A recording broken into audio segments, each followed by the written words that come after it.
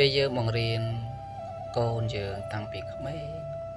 តាមមានអ្វីកាត់ឡើងនាពេលអនាគត7ចំណុចដែលអាត្មាចង់ផ្ដល់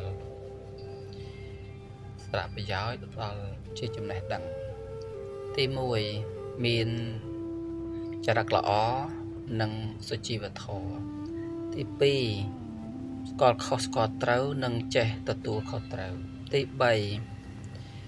មានវិន័យក្នុងការសិក្សាការងារនិងជីវិតទី4មានទំនុកចិត្តលើខ្លួនឯងទី5ងាយសម្របសម្រួលជាមួយនឹងសង្គមនិងគោរពអ្នកដទៃទី4ទី5ទី6កាត់បន្ថយហានិភ័យនៃការធ្លាក់ចូលនៅក្នុងអំពើអបាយមុខឬទម្លាប់អាក្រក់ផ្សេងទី7អាចក្លាយជាពលរដ្ឋល្អនិងជាកម្លាំងអភិវឌ្ឍគ្រួសារនិងសង្គមនឹងបើយើងអប់រំតាំងពីក្មេងមកណា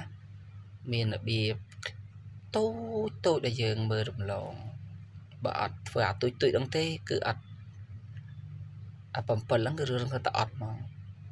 ដូចជាឲ្យគាត់ចេះលាងចានឲ្យគាត់ចេះជួយការងារយើងឲ្យគាត់ហុចអានេះហុចអានោះរបស់នេះរបស់នោះ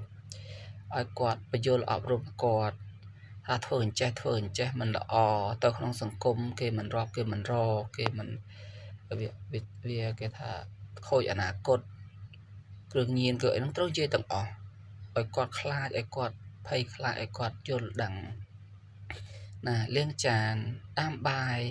ធ្វើពីទូចទៅមនុស្សចាប់ផ្ដើមល្អនៅពេលអាចចំណុចទូចហ្នឹងទេហើយបើថាយើងម៉ែអឺមដែលបង្រៀនឲ្យចេះលាងចានចេះដាំបាយចេះបោះជ្រះជូតផ្ទះជូតសម្បែងអីហើយ